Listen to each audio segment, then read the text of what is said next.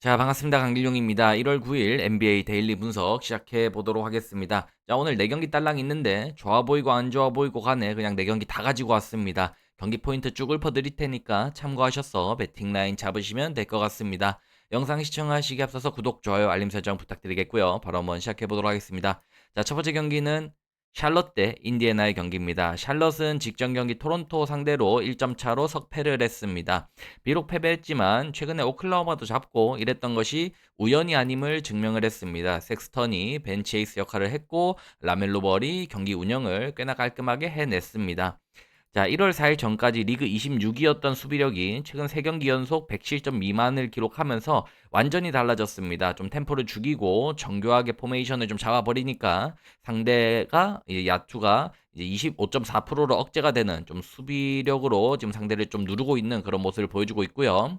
어제 경기는 백투백 일정이어서 하루는 밀러가 안 나왔는데 오늘 밀러가 나올 가능성이 있습니다. 그리고 돌아오게 된다면 섹스턴에 의존하던 화력이 분산되면서 공격 효율이 상당히 올라갈 것으로 기대가 됩니다. 자, 인디애나는 직전 경기 클리블랜드 상대로 116대 120으로 패배를 했습니다.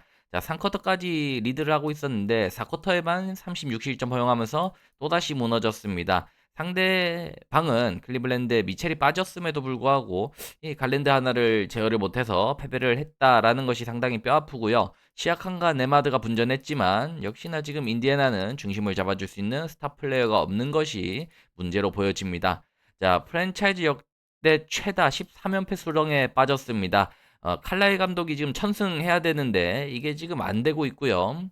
할리버튼이랑 마이스 터너가 없으니까 결국은 페인트 존 득실점 마진이 열세로 고스란히 나타나고 있습니다. 뭐 이런저런 선수들이 힘을 보태곤 있지만 어, 좀 수습이 안 되는 좀 탱킹 팀의 모습이라고 보시면 될 것 같습니다. 자, 경기 예상입니다. 첫 번째로는 샬럿의 수비냐, 인디애나의 단조로운 공격이냐입니다.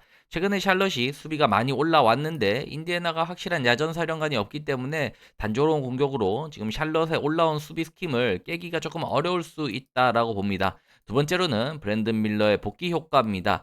홈백투백 일정이라는 것이 거슬리지만 브랜든 밀러가 가세하고 뭐 홈 연전이기 때문에 라멜로 볼, 밀러, 섹스턴 이렇게 이어지는 활용 라인이 좀 폭발을 한다면 인디애나의 헐거워진 외곽 수비가 막 박살이 나지 않을까 싶습니다.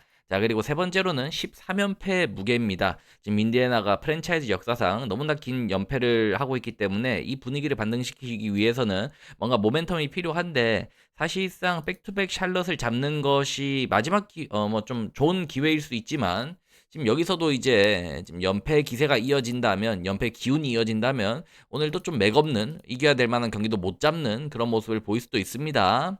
자, 해서 결론은 샬럿의 우세가 예상됩니다. 샬럿이 백투백 일정이라는 변수가 있지만 최근에 수비 조직력이 상당히 좋아 보이고요. 인디애나가 좀 인사이드에서 좀 림 프로텍팅이 안 되는 상황에서 샬럿의 돌파 그리고 외곽에서의 공격 이런 것들을 정상적으로 받아내기는 좀 어렵지 않을까 싶습니다. 그래서 샬럿을 추천드리는데 다만 샬럿이라는 백투백 일정의 팀에 베팅하는 것 그리고 팀 이름 샬럿이라는 팀에 베팅하는 것 이런 것들이 좀 거슬리는 포인트이기 때문에 잘 생각하셔서 베팅하시면 될 것 같아요. 자, 다음 경기는 시카고 대 마이애미의 경기입니다. 시카고는 직전 경기 디트로이트 상대로 93대 108로 패배를 했습니다. 디트로이트 원정에서 4쿼터에만 16대 32로 압도당하면서 15점 차 제역전패를 해버렸습니다. 지금 연패 기간 동안 평균 득점이 100점이 채 넘지 않는데요. 부세비치와 부젤리스가 분전했지만 승부처 화력 대결에서 완패를 했습니다. 조시 기디와 코비 화이트가 모두 이탈하다 보니 지금 뭐 별수가 없는 모양새인데요. 오늘 코비 화이트는 복귀 가능성이 있으니까 요거는 라인업 체크하셔야 됩니다. 자, 그래서 보면은 그 와중에도 부젤리스의 성장은 좀 괜찮다라고 볼 수 있는데 디트로이트 원정 갔다가 홈으로 돌아와서 치르는 백투백 일정입니다. 얇아진 뎁스에서 체력적 한계를 어떻게 극복할지가 관건입니다. 자, 마이애미는 직전 경기 미네소타 상대로 94대 122로 완패를 했습니다. 미네소타의 높이와 수비에 막혀서 최다 점수차 패배를 당했는데요. 복귀한 타일러 히어로가 공격을 좀 많이 이끌었는데 팀 전체 야투율이 39.5%에 머물면서 자멸을 했습니다. 히로가 29분을 뛰었는데 일단 하케스 주니어가 없는 상황에서 히로가 돌아왔을 때 마이애미가 경기력이 좀 안 좋거든요. 그 부분이 분명히 변수가 될 수는 있습니다. 자, 그리고 시즌 평균 득점, 9득점을 기록하던 화력이 미네소타전에서는 확 꺾였는데 이게 미네소타의 수비 때문인지 아니면은 히로가 돌아와서 그런 건지는 뭐 이번 경기를 좀 지켜보면 될 것 같고요. 시카고의 헐거운 앞선 수비를 상대로는 오늘 좀 트랜지션 게임이 살아나면서 득점 볼륨이 좀 올라와야 됩니다. 그리고 최근에 마이애미가 2패를 한 부분은 다 미네소타전이었기 때문에 또 시카고 상대로는 반등을 할 가능성도 있다라고 봅니다. 경기 예상입니다. 첫 번째로는 뎁스와 체력의 현격한 차이입니다. 지금 시카고는 오늘 코비 화이트가 돌아온다고 해도 가드진이 좀 많이 빠진 상태에서 백투백 일정을 치러야 합니다. 그에 반해 마이애미는 휴식을 가졌고 히로의 가세로 가용 인원이 늘어났습니다. 그리고 하케스 주니어도 퀘스처 더블이기 때문에 뛰게 된다면은 좀 더 보탬이 될 거고요. 경기 후반으로 갈수록 마이애미의 에너지가 시카고를 압도할 가능성이 매우 높고 인사이드 매치업은 부세비치가 잘 해주고 있지만 아데바요를 이겨내야 됩니다. 아데바요가 부세비치를 상대로 1대1로 좀 우세를 가져간다면 시카고는 더욱더 답답한 경기를 치를 수밖에 없습니다. 자, 그리고 세 번째로는 조시 기디와 혹시나 오늘도 화이트가 못 나오게 된다면 가드진이 좀 끔찍할 정도로 없습니다. 그래서 지금 리딩이 안 되기 때문에 마이애미의 노먼 파엘을 좀 감당하기는 벅차 보입니다. 그래서 결론은 마이애미트의 우세를 예상할 수 있는데요. 시카고가 홈이점을 가지고 있고 부젤리스 등의 유망주들의 패기가 돋보이지만 뭐 주전 가드진들의 몸 상태 그리고 뭐 결장을 하게 된다면 결장 이슈, 백투백 일정 이러는 이중고를 극복을 하기에는 마이애미가 그렇게 만만한 팀은 아닙니다. 마이애미가 초반부터 압박을 통해서 시카고를 좀 유린을 한다면 무난하게 뭐 마이애미가 승리를 거두지 않을까라고 생각을 하는데요. 다만 히로가 돌아왔을 때 이게 공수 밸런스에 문제를 줄 수 있어서 이게 히로의 복귀로 좀 마이애미가 경기력이 처진다. 이렇게 되면 오늘 또 사고가 날 수도 있습니다. 그래서 변수가 있다면은 이 부분이 있는데 나는 히로 너무 마음에 안 든다. 한 경기 지켜볼래 하시는 분들은 오늘 패스하시고 뭐 얘 벤치에서 나오는데 뭐 거기에 이제 또 뭐 자켓 하케스 주니어까지 나올 수 있다면은 마이애미가 훨씬 좋다. 뭐 편하게 이거는 본인의 취향껏 베팅을 해주시면 됩니다.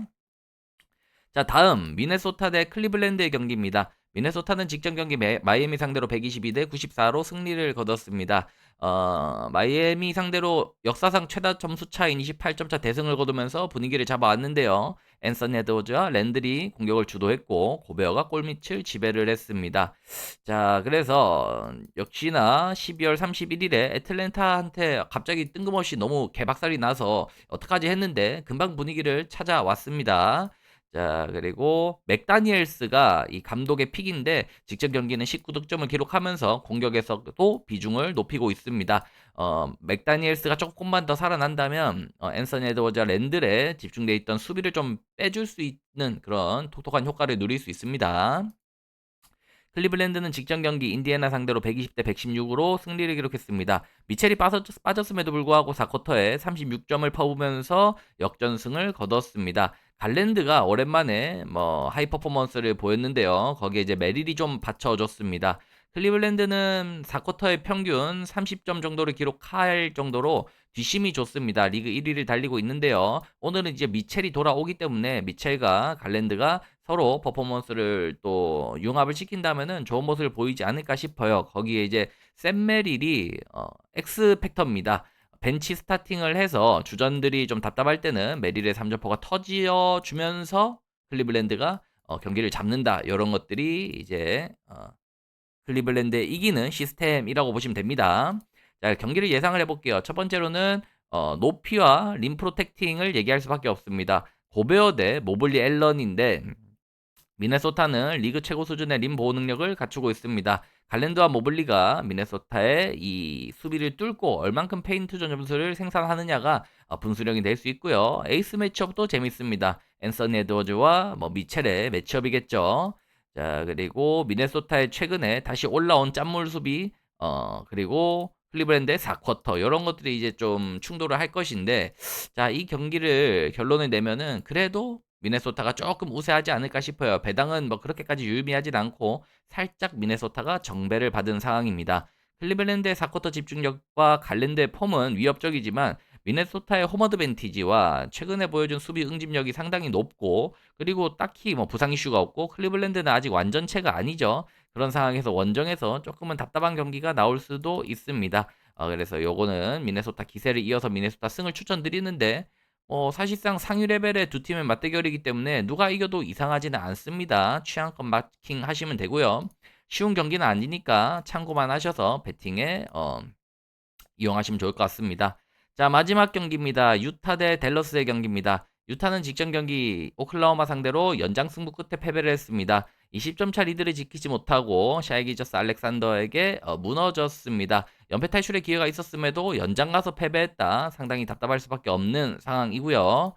자, 오늘 경기는 연장 갔다가 이동거리까지 있는 백투백 일정입니다. 체력 소모가 극심한 상태고 더욱 심각한 건 수비인데요. 연패 기간 동안 평균 127실점 정도를 기록하고 있기 때문에 다시 수비가 깨져서 지금 공수 밸런스가 좀 고장이 나 있는 그런 상황입니다. 하지만 직전 경기 너키치와 마카넨을 앞세워서 페인트 존 마진에서 플러스를 기록한 점은 긍정적입니다. 다만 오늘 경기는 앤서니 데이비스를 상대해야 되기 때문에 어제처럼 퍼포먼스가 나올지 그거는 좀 회의적입니다.